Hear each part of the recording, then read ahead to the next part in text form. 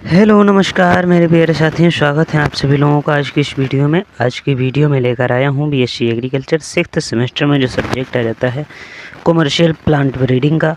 तो आज की जो है इस सब्जेक्ट से संबंधित पहली वीडियो है और अभी तक आप लोगों ने यदि चैनल को सब्सक्राइब नहीं किया है तो चैनल को सब्सक्राइब कर लीजिए, और जब भी मैं दूसरी वीडियो या कोई भी आंसर की डालता हूँ तो उसकी नोटिफिकेशन आपके पास सबसे पहले पहुँचेगी।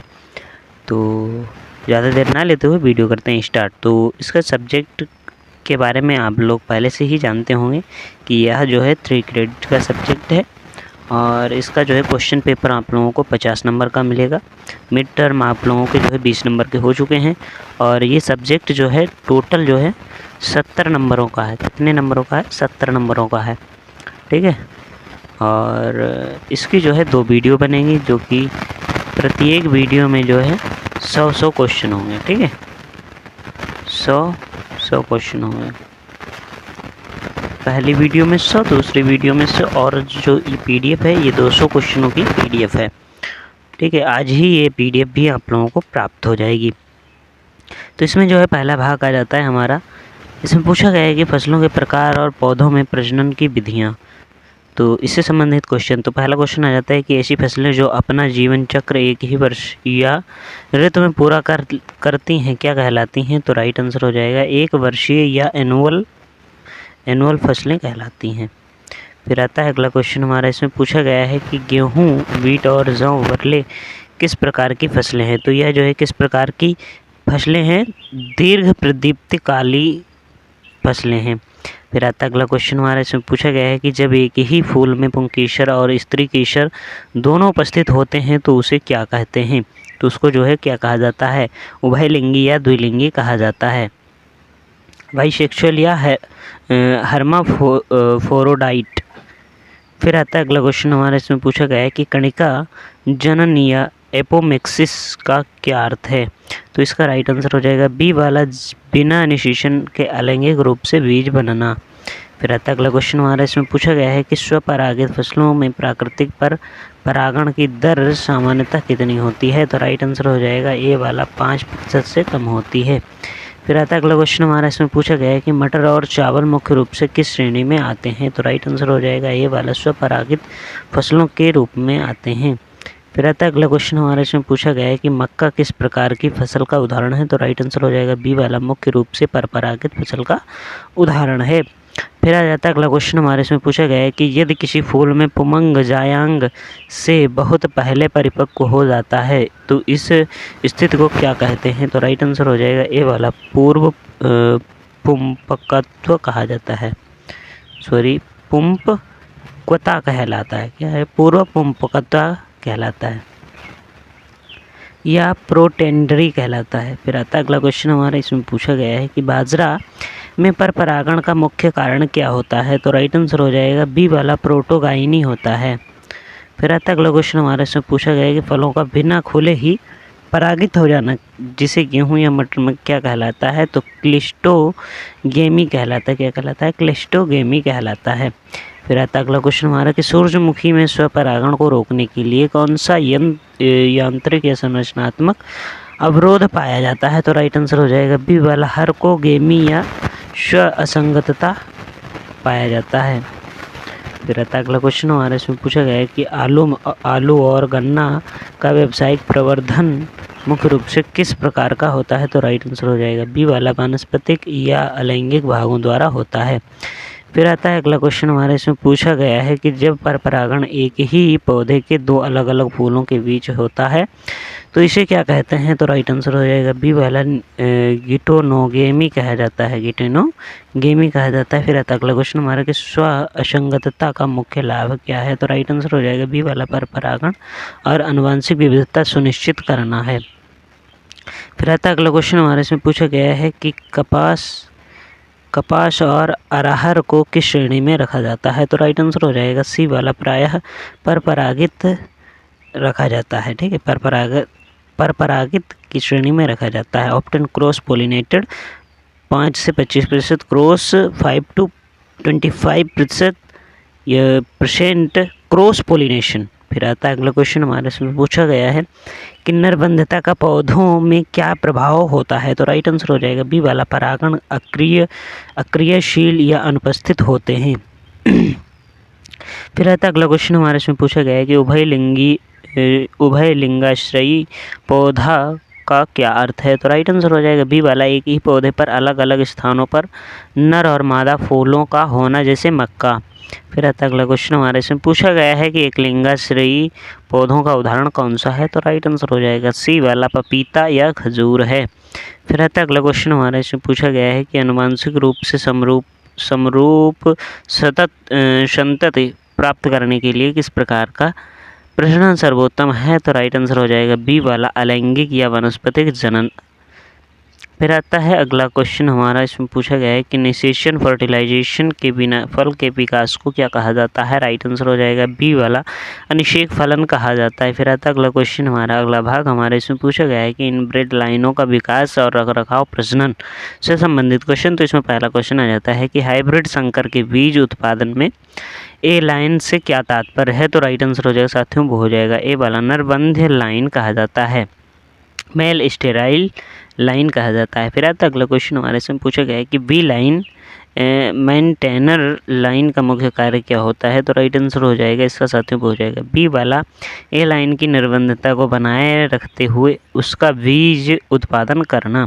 फिर आ जाता है अगला क्वेश्चन हमारे इसमें पूछा गया है कि इसमें उर्वरता बहाल करने वाले प्रभावी जीन होते हैं जो हाइब्रिड को फर्टाइल बनाते हैं। तो राइट आंसर हो जाएगा साथियों वो हो जाएगा, सॉरी ये तो हमने आंसर ही कह दिया है।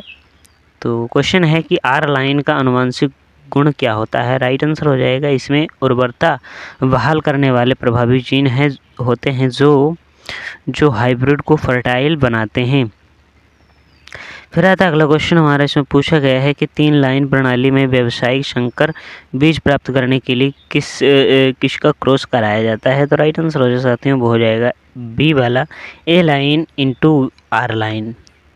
फिर आता है अगला क्वेश्चन हमारे इसमें पूछा गया है कि 2 लाइन प्रणाली में हाइब्रिड उत्पाद के लिए किस प्रकार की नरबंधता का उपयोग किया जाता है। राइट आंसर हो जाएगा साथियों वो हो जाएगा बी वाला, पर्यावरण संवेदी अनुवंशिक नरबंधता, EGMS या TGMS या PGMS का उपयोग किया जाता है। फिर आता अगला क्वेश्चन हमारे इसमें पूछा गया है कि TGMS लाइन किस कारक के प्रति संवेदनशील होती है। थर्मोसेंसिटिव जेनेटिक मेल्स स्टेरिलिटी, तो यह कैसे होती है, तापमान से होती है, संवेदनशील तापमान से होती है। फिर आता अगला क्वेश्चन हमारा कि PGMS तो photo period sensitive genetic male sterility में नरबंधता किस आधार पर बदलती है। तो राइट आंसर हो जाएगा बी वाला, दिन की लंबाई प्रकाश की अवधि से। तो साथियों इसका जो है फुल फॉर्म भी आप लोगों से पूछा जा सकता है, हो सकता है इसका जो है पूर्ण रूप पूछ ले, ठीक है। तो इसके पूर्ण रूप भी आप लोग याद रखें। फिर आता अगला क्वेश्चन हमारा इसमें पूछा गया है कि 2 लाइन प्रणाली का 3 लाइन प्रणाली की तुलना में मुख्य लाभ क्या है। तो राइट आंसर हो जाएगा साथियों वो हो जाएगा बी वाला, अनुरक्षक बी लाइन की आवश्यकता नहीं होती है और रेस्टोरर लाइन की उपलब्धता आसान होती है। फिर आता अगला क्वेश्चन हमारा इसमें पूछा गया है कि CMS साइटोप्लाज्मिक मेल स्टेरिलिटी में नरबंधता किसके द्वारा नियंत्रित होती है। राइट आंसर हो जाएगा साथियों हो जाएगा बी वाला, कोशिका द्रव्य माइटोकॉन्ड्रिया जीन द्वारा नियंत्रित होती है। फिर आता है अगला क्वेश्चन हमारे इसमें पूछा गया है कि CGMS cytoplasmic genetic male sterility में नरबंधता किन दोनों के अंतःक्रिया इंटरेक्शन पर निर्भर करती है। तो राइट आंसर हो जाएगा ए वाला, कोशिका द्रव्य और केंद्रक जीन पर निर्भर करती है। फिर आता है अगला क्वेश्चन हमारा इसमें पूछा गया है कि संकरोज का क्या अर्थ है। राइट आंसर हो जाएगा साथियों हो जाएगा बी वाला, प्रथम पीढ़ी के संकर का अपने दोनों माता पिता से बेहतर प्रदर्शन करना। फिर आता अगला क्वेश्चन हमारे इसमें पूछा गया है कि अंतः प्रजनन वंशक्रम को विकसित करने के लिए लगातार कई पीढ़ियों तक क्या किया जाता है। राइट आंसर हो जाएगा साथियों ए वाला, लगातार स्वपरागण किया जाता है। फिर आता अगला क्वेश्चन हमारा इसमें पूछा गया है कि परंपरागत फसलों में लगातार स्वपरागण करने से ओज और उर्वरता में होने वाली कमी को क्या कहते हैं। राइट आंसर हो जाएगा बी वाला, अंतः प्रजनन ह्रास कहा जाता है। फिर आता अगला क्वेश्चन हमारा कि रख रखाव प्रजनन का मुख्य उद्देश्य क्या है। राइट आंसर हो जाएगा साथियों, वो हो जाएगा बी वाला, मूल इनब्रेड लाइनों की आनुवंशिक शुद्धता और विशिष्टता को बनाए रखना। फिर आता अगला क्वेश्चन हमारे इसमें पूछा गया है कि संकर बीज उत्पादन के दौरान अवांछित पौधों को खेत से बाहर निकालने की प्रक्रिया को क्या कहलाती है। तो यह जो है क्या कहलाती है, राइट आंसर हो जाएगा बी वाला, रैगिंग कहलाता है। फिर आता अगला क्वेश्चन हमारे इसमें पूछा गया है कि यह लाइन के न्यूक्लियस और फाउंडर सीड के रखरखाव के लिए किस अनुपात में पादप निरीक्षण किया जाता है। राइट आंसर हो जाएगा साथियों, वो हो जाएगा ये वाला, 100% आनुवंशिक शुद्धता सुनिश्चित करने के लिए कड़े स्तर पर। फिर आ जाता है अगला क्वेश्चन हमारा इसमें पूछा गया है कि मक्के में इनब्रेड लाइनों को बनाए रखने के लिए कौन सी विधि अपनाई जाती है। राइट आंसर हो जाएगा साथियों, वो हो जाएगा बी वाला, हेड पॉलिनेशन अपनाया जाता है। फिर आता अगला क्वेश्चन हमारे इसमें पूछा गया है कि हाइब्रिड बीज उत्पादन के लिए नर और मादा लाइनों को बोने के अनुपात को क्या कहा जाता है। राइट आंसर हो जाएगा साथियों, वो हो जाएगा ए वाला, रो रेशियो कहलाता है। क्या कहलाता है, रो रेशियो कहलाता है। फिर आता अगला क्वेश्चन हमारा इसमें पूछा गया है कि सिव मेटिंग का क्या अर्थ है। सिव मेटिंग का जो है क्या अर्थ है। राइट आंसर हो जाएगा साथियों, वो हो जाएगा बी वाला, एक ही इनब्रेड या आज़ादी के भाई बहन सहोदर पौधों के बीच क्रॉस कराना। फिर आता अगला क्वेश्चन हमारा इसमें पूछा गया है कि संकर उत्पादन में रिवर्सल ऑफ स्टेरिलिटी का क्या खतरा है। राइट आंसर हो जाएगा ए वाला, नरबंध लाइन का मौसम के प्रभाव से अचानक फर्टाइल हो जाना जिससे शुद्धता नष्ट हो जाती है। फिर आता अगला क्वेश्चन हमारा, अगला भाग हमारे इसमें पूछा गया है कि व्यावसायिक संकर बीजों का आनुवंशिक शुद्धता परीक्षण से संबंधित क्वेश्चन। तो इसमें पहला क्वेश्चन आ जाता है कि व्यावसायिक स्तर पर संकर बीजों की आनुवंशिक शुद्धता जांचने के लिए पारंपरिक रूप से स्वीकृत प्रमाणिक टेस्ट कौन सा है। तो राइट आंसर हो जाएगा बी वाला, ग्रो आउट टेस्ट हो जाएगा। गोट का मतलब है ग्रो आउट टेस्ट, GOT का फुल फॉर्म है ग्रो आउट टेस्ट। फिर आता अगला क्वेश्चन हमारे इसमें पूछा गया है ग्रो आउट टेस्ट का सबसे बड़ा नुकसान क्या है। तो राइट आंसर हो जाएगा बी वाला, इसमें पूरा एक मौसम सीजन लगता है और परिणाम आने में देरी होती है। फिर आता अगला क्वेश्चन हमारे इसमें पूछा गया है कि आनुवंशिक शुद्धता जांचने के लिए कौन सी आधुनिक आणविक विधि सबसे तीव्र और सटीक मानी जाती है। राइट आंसर हो जाएगा बी वाला, DNA मार्कर आधारित परीक्षण जैसे SSR SNP मार्कर। फिर आ जाता है अगला क्वेश्चन हमारे इसमें पूछा गया है कि बीजों की आनुवंशिक शुद्धता से क्या तात्पर्य है। राइट आंसर हो जाएगा ए वाला, बीज का अपनी मूल पेरेंटल लाइन के आनुवंशिक गुणों के बिल्कुल अनुरूप होना। फिर आता है अगला क्वेश्चन हमारा इसमें पूछा गया है कि बीजों की भौतिक शुद्धता का क्या अर्थ है। तो राइट आंसर हो जाएगा इसके साथियों, वो हो जाएगा बी वाला, बीज के लॉट में अवांछित बीज, खरपतवार और कचरे की अनुपस्थिति। फिर आता अगला क्वेश्चन हमारे इसमें पूछा गया है कि इलेक्ट्रोफोरेसिस तकनीक का उपयोग बीज परीक्षण में किस लिए किया जाता है। राइट आंसर हो जाएगा बी वाला, बीज प्रोटीन या आइसो एंजाइम प्रोफाइलिंग द्वारा आनुवंशिक शुद्धता जांचने के लिए किया जाता है। फिर आता है अगला क्वेश्चन हमारे इसमें पूछा गया है कि भारत में व्यावसायिक हाइब्रिड बीजों के लिए न्यूनतम आनुवंशिक शुद्धता का मानक सर्टिफाइड सीड के लिए सामान्यतः कितना होना चाहिए। राइट आंसर हो जाएगा सी वाला, 95% से 99% फसल के अनुसार, जैसे कपास या धान में 95 से 98% प्लस। फिर आता अगला क्वेश्चन हमारे इसमें पूछा गया है कि ग्रो आउट टेस्ट कहाँ आयोजित किया जाता है। राइट आंसर हो जाएगा साथियों बी वाला, खेतों में फील्ड प्लॉट्स पौधों की उनकी पूर्ण परिपक्वता तक उगाकर। फिर आता अगला क्वेश्चन हमारे इसमें पूछा गया है कि रासायनिक परीक्षणों में फिनोल कलर रिएक्शन टेस्ट मुख्य रूप से किस फसल की किस्मों की पहचान के लिए किया जाता है। राइट आंसर हो जाएगा ए वाला, गेहूं और चावल के लिए किया जाता है। फिर आता अगला क्वेश्चन हमारे इसमें पूछा गया है कि आणविक मार्कर का उपयोग करने का मुख्य लाभ क्या है। राइट आंसर हो जाएगा साथियों, हो जाएगा ए वाला, ये पर्यावरण से प्रभावित होते और बीज अंकुर अवस्था में ही परिणाम दे देते हैं। फिर आता है अगला क्वेश्चन हमारा, अगला भाग हमारे इसमें पूछा गया है कि प्रमुख फसलों में संकर बीज उत्पाद के क्षेत्र में प्रगति से संबंधित क्वेश्चन। तो इसमें पहला क्वेश्चन आ जाता है कि मक्का में व्यावसायिक संकर बीज उत्पादन के लिए नरंगों को हटाने की प्रक्रिया क्या कहलाती है? राइट आंसर हो जाएगा साथियों, वो हो जाएगा बी वाला डिटेशलिंग कहलाता है। फिर आता है अगला क्वेश्चन हमारा, इसमें पूछा गया है कि मक्का में डिटेशलिंग कब की जानी चाहिए? राइट आंसर हो जाएगा ये वाला सिल्क मादा अंग निकलने से पहले और टेशल के पूरी तरह बाहर आने पराग बिखरने से पहले करना चाहिए। फिर आता अगला क्वेश्चन हमारे इसमें पूछा गया है कि धान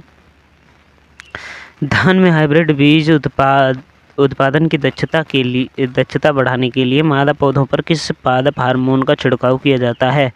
तो इसमें जो है जिब्रेलिक एसिड का उपयोग किया जाता है। फिर आता अगला क्वेश्चन हमारे इसमें पूछा गया है कि धान में GA3 के प्रयोग का मुख्य उद्देश्य क्या होता है? राइट आंसर हो जाएगा साथियों, हो जाएगा बी वाला पेनिकल के झुकाव को बाहर निकालने और स्टिग्मा की स्वीकार्यता बढ़ाने के लिए। फिर आता अगला क्वेश्चन हमारे इसमें पूछा गया है कि ज्वार सोरगम में हाइब्रिड बीज उत्पादन के लिए किस प्रकार की नरबंधता प्रणाली का सबसे अधिक उपयोग किया जाता है?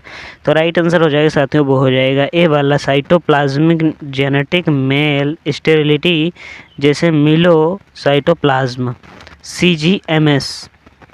फिर आता अगला क्वेश्चन हमारे इसमें पूछा गया है कि बाजार में हाइब्रिड बीज उत्पादन का आधार कौन सा साइटोप्लाज्मिक नरबंध्य स्रोत बना है? तो राइट आंसर हो जाएगा साथियों, हो जाएगा बी वाला टिफ्ट 23A1 और बाद के सुधारे गए स्रोत जैसे A1 या A4 साइटोप्लाज्म। फिर आता है अगला क्वेश्चन हमारे इसमें पूछा गया है कि कपास में व्यावसायिक हाइब्रिड बीज उत्पादन जैसे H4 हाइब्रिड पारंपरिक रूप से किस विधि द्वारा किया गया था? तो राइट आंसर हो जाएगा साथियों, वो हो जाएगा बी वाला हाथ से कली छीलने और परागण द्वारा किया गया था। ठीक है, फिर आता अगला क्वेश्चन हमारा इसमें पूछा गया है कि अरहर में दुनिया का पहला व्यावसायिक हाइब्रिड किसके द्वारा विकसित किया गया था? तो ये जो है किसके द्वारा विकसित किया गया था? ICRI सेट के द्वारा विकसित किया गया था। फिर आता अगला क्वेश्चन हमारा इसमें पूछा गया है कि अरहर के हालिया हाइब्रिड उत्पादन में किस नरबंधता प्रणाली का विकास हुआ है? राइट आंसर हो जाएगा साथियों, हो जाएगा ए वाला GCMS और CGMS आधारित प्रणाली का हुआ है। फिर आता अगला क्वेश्चन हमारा इसमें पूछा गया है कि सूरजमुखी में हाइब्रिड बीज उत्पादन में परागण सुनिश्चित करने के लिए किसका उपयोग अनिवार्य माना जाता है? राइट आंसर हो जाएगा साथियों, हो जाएगा बी वाला मधुमक्खियों के छत्ते और हाथ से ब्लोइंग। फिर आता अगला क्वेश्चन हमारे इसमें पूछा गया है कि सूरजमुखी में प्रयुक्त होने वाला प्रमुख नरबंध्य साइटोप्लाज्मिक कौन सा है? राइट आंसर हो जाएगा साथियों, हो जाएगा ए वाला पेटिटियारी PET1 साइटोप्लाज्म का उपयोग किया जाता है। फिर आता अगला क्वेश्चन हमारा इसमें पूछा गया है कि अरंडी में हाइब्रिड बीज उत्पादन के लिए किस विशेष लाइन प्रणाली का उपयोग किया जाता है? राइट आंसर हो जाएगा बी वाला पिस्टलेट लाइन, केवल मादा फूल वाली लाइनों का उपयोग किया जाता है। फिर आता अगला क्वेश्चन हमारे इसमें पूछा गया है कि ब्रासिक में हाइब्रिड तकनीक के विकास के लिए किस साइटोप्लाज्म का उपयोग बहुत लोकप्रिय होता है? राइट आंसर हो जाएगा साथियों, हो जाएगा सी वाला ओगुरा और इसके संशोधित वर्जन का। फिर आता है अगला क्वेश्चन हमारा इसमें पूछा गया है कि धान के हाइब्रिड बीज उत्पादन में सप्लीमेंट्री पोलिनेशन के लिए क्या किया जाता है? तो राइट आंसर हो जाएगा बी वाला कि रस्सी खींचने या डंडे से नर पौधों को हिलाने की प्रक्रिया की जाती है। फिर आता है अगला क्वेश्चन हमारा यहाँ पूछा गया है कि कपास के फूलों में इमेस्कुलेशन किस प्रकार किया जाता है? राइट आंसर हो जाएगा ए वाला शाम के समय पर किया जाता है और परागण होने वाले दिन से एक शाम पहले किया जाता है। फिर आता अगला क्वेश्चन हमारे इसमें पूछा गया है कि शंकर बाजरा उत्पादन में नर और मादा के बीज फूलों के खिलने के समय में अंतर को दूर करने के लिए क्या किया जाता है? राइट आंसर हो जाएगा बी वाला सिंक्रोनाइजेशन या अलग अलग तिथियों पर बुवाई। फिर आता अगला क्वेश्चन हमारा इसमें पूछा गया है कि हाइब्रिड धान उत्पादन में रिस्टोरर लाइन R और नरबंधता लाइन का रो अनुपात सामान्यतः क्या रखा जाता है? तो इसका राइट आंसर हो जाएगा साथियों, हो जाएगा बी वाला 2:8 या 2:10 रखा जाता है। फिर आता अगला क्वेश्चन हमारा इसमें पूछा गया है कि भारत में विकसित पहला हाइब्रिड धान कौन सा था? तो यह कौन सा था, MGR1 CORH1। फिर आता अगला क्वेश्चन हमारे इसमें पूछा गया है कि मक्का के सिंगल क्रॉस हाइब्रिड में कितने इनब्रेड भाग लेते हैं। तो राइट आंसर हो जाएगा साथियों, हो जाएगा ए वाला, 2 इनब्रेड लाइंस भाग लेते हैं। फिर आता अगला क्वेश्चन हमारा इसमें पूछा गया है कि मक्का के डबल क्रॉस हाइब्रिड की तकनीक किसने दी थी। तो राइट आंसर हो जाएगा बी वाला, DF जोन्स ने दी थी। फिर आता है अगला भाग हमारे इसमें पूछा गया है खुले और संरक्षित वातावरण में सब्जी फलों का गुणवत्तापूर्ण बीज उत्पादन से संबंधित क्वेश्चन। तो इसमें पहला क्वेश्चन आ जाता है कि संरक्षित वातावरण में सब्जी बीज उत्पादन का मुख्य लाभ क्या है। तो राइट आंसर हो जाएगा साथियों, हो जाएगा बी वाला, कीटों बीमारियों और पर परागण से पूर्ण सुरक्षा तथा उच्च गुणवत्ता। फिर आता है अगला क्वेश्चन हमारे इसमें पूछा गया है कि टमाटर मुख्य रूप से किस प्रकार की परागण विधि वाली सब्जी है। तो राइट आंसर हो जाएगा ए वाला, स्वपरागित, सेल्फ पोलिनेटेड। फिर आता है अगला क्वेश्चन हमारा इसमें जो है पूछा गया है कि खीरा, लौकी और कद्दू वर्गीय सब्जियों में व्यावसायिक बीज उत्पादन के लिए किस प्रकार के फूलों के प्रबंधन की आवश्यकता होती है। राइट आंसर हो जाएगा बी वाला, नर और मादा फूलों का अनुपात बनाए रखना तथा कृत्रिम या कीट परागण का प्रबंधन। फिर आता है अगला क्वेश्चन हमारे इसमें पूछा गया है कि गाजर में बीज उत्पादन के लिए किस चक्र को पूरा करना पड़ता है। तो इसका राइट आंसर हो जाएगा साथियों, वो हो जाएगा बी वाला, द्विवर्षीय वेनियल, पहले वर्ष जड़ विकास और दूसरे वर्ष बीज उत्पादन। फिर आता है अगला क्वेश्चन हमारा इसमें पूछा गया है कि गोभी वर्गीय फसलों, कॉल क्रॉप्स जैसे कैबेज, कॉलीफ्लावर में बीज उत्पादन के लिए किस विशेष जलवायु की आवश्यकता होती है। राइट आंसर हो जाएगा बी वाला, ठंडी जलवायु, हिल्स या टेम्परेट एरियाज जहां वर्नलाइजेशन हो सके। फिर आता है अगला क्वेश्चन हमारे इसमें पूछा गया है कि प्याज के बीज उत्पादन की कौन सी विधि सबसे अधिक प्रचलित और व्यावसायिक है। तो राइट आंसर हो जाएगा बी वाला, कंद से बीज विधि। फिर आता है अगला क्वेश्चन हमारे इसमें पूछा गया है कि बैगन में पर परागण की दर अधिक होने का मुख्य कारण क्या होता है। तो राइट आंसर हो जाएगा बी वाला, विभिन्न लंबाई की विशाखा या स्त्री केसर। फिर आता है अगला क्वेश्चन हमारा इसमें पूछा गया है कि पॉली हाउस में खीरे का बीज रहित या उच्च गुणवत्ता बीज उत्पादन करने के लिए किस प्रकार की किस्मों को प्राथमिकता दी जाती है। राइट आंसर हो जाएगा ये वाला, गाइनोइशियस, केवल मादा फूल वाली लाइनों का उपयोग किया जाता है, प्राथमिकता दी जाती है। फिर आता अगला क्वेश्चन हमारे इसमें पूछा गया है कि सब्जियों के हाइब्रिड बीज उत्पादन में हाथ से इमेस्कुलेशन और पॉलिनेशन तकनीक का खर्च कम करने के लिए किस अनुवांशिक तंत्र का उपयोग मिर्च में किया जाता है। राइट आंसर हो जाएगा बी वाला, जेनेटिक या साइटोप्लाज्मिक जेनेटिक नरबंधता का उपयोग किया जाता है, GMS या CGMS का उपयोग किया जाता है। फिर आता अगला क्वेश्चन हमारा इसमें पूछा गया है कि भिंडी के बीज उत्पादन के लिए न्यूनतम पृथक्करण दूरी हेतु जो है कितनी होनी चाहिए। पृथक्करण के लिए दूरी जो है कितनी होनी चाहिए। राइट आंसर हो जाएगा साथियों, वो हो जाएगा सी वाला, 400 मीटर या फसल मानकों के अनुसार उच्च दूरी, क्योंकि इसमें परागण की संभावना होती है।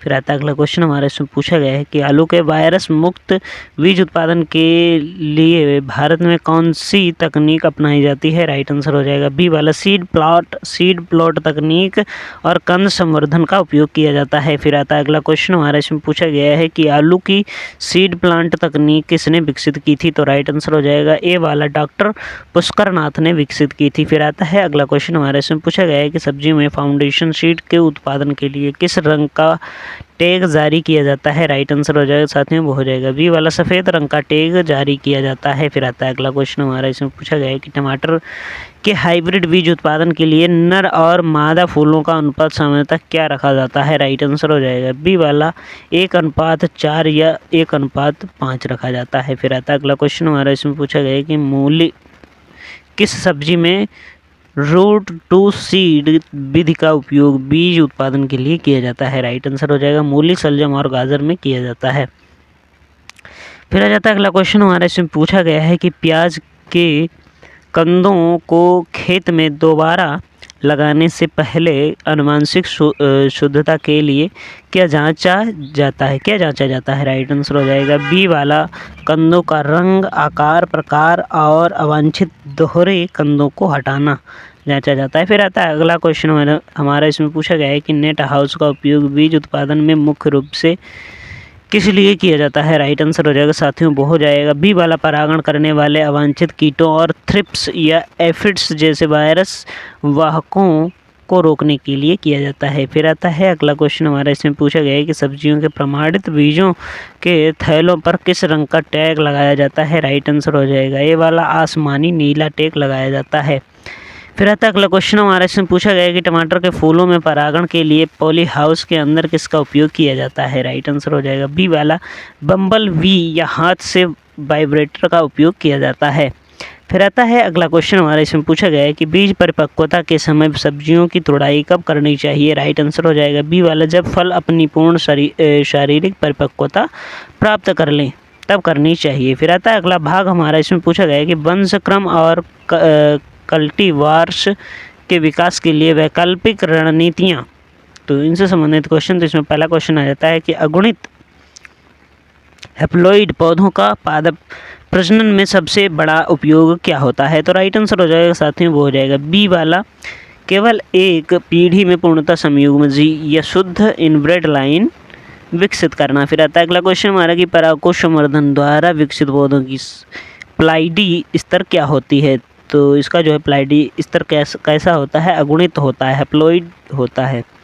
फिर आता है अगला क्वेश्चन हमारे इसमें पूछा गया है कि अगुणित पौधों के क्रोमोसोम गुणसूत्र की संख्या को दोगुना करके डबल हैप्लॉइड बनाने के लिए किस रसायन का उपयोग किया जाता है? राइट आंसर हो जाएगा साथियों वो हो जाएगा कोल्चिसिन का उपयोग किया जाता है। फिर आता है अगला क्वेश्चन हमारा इसमें पूछा गया है कि मक्का में इन विवो अगुणित प्रेरक का एक प्रसिद्ध उदाहरण कौन सा है? राइट आंसर हो जाएगा साथियों वो हो जाएगा ए वाला, स्टोक 6 का उदाहरण है। फिर आता है अगला क्वेश्चन हमारा इसमें पूछा गया है कि उत्तक संवर्धन में पूर्ण विकसित पौधा बनाने की कोशिश की क्षमता को क्या कहते हैं? राइट आंसर हो जाएगा साथियों वो हो जाएगा बी वाला, टोटिपोटेंसी कहा जाता है। फिर आता है अगला क्वेश्चन हमारे इसमें पूछा गया है कि सोमा क्लोनल वेरिएशन किसे कहा जाता है? राइट आंसर हो जाएगा बी वाला, उत्तक संवर्धन के दौरान पौधों में उत्पन्न होने वाली आनुवंशिक विविधता। फिर आता है अगला क्वेश्चन हमारे इसमें पूछा गया है कि वायरस मुक्त पौधे प्राप्त करने के लिए पौधे के किस भाग का संवर्धन किया जाता है? राइट आंसर हो जाएगा साथियों वो हो जाएगा बी वाला, प्ररोह शीर्ष विभजोतक। फिर आता है अगला क्वेश्चन हमारे इसमें पूछा गया है कि आणविक मार्कर सहायता प्राप्त चयन का मुख्य लाभ क्या है? तो राइट आंसर हो जाएगा बी वाला, पौधे के बढ़ने का इंतजार किए बिना अंकुर अवस्था में ही अवांछित जीनों की उपस्थिति जांची जा सकती है। फिर आता है अगला क्वेश्चन हमारा इसमें पूछा गया है कि आनुवंशिक रूप से रूपांतरित फसलों में प्रयुक्त वीटी जीन मूलतः कहाँ से लिए जाते हैं? तो यह जो है मूलतः कहाँ से लिए जाते हैं? तो राइट आंसर हो जाएगा बी वाला यह जो है एक मृदा जीवाणु से लिए जाते हैं। फिर आता है अगला क्वेश्चन हमारा, लास्ट क्वेश्चन हमारा इसमें पूछा गया है कि कृत्रिम बीज कैसे बनाए जाते हैं? तो कृत्रिम बीज कैसे बनाए जाते हैं? राइट आंसर हो जाएगा ए वाला, दैहिक भ्रूणों को सोडियम एल्जिनेट जेल में एनकैप्सुलेट करके बनाए जाते हैं।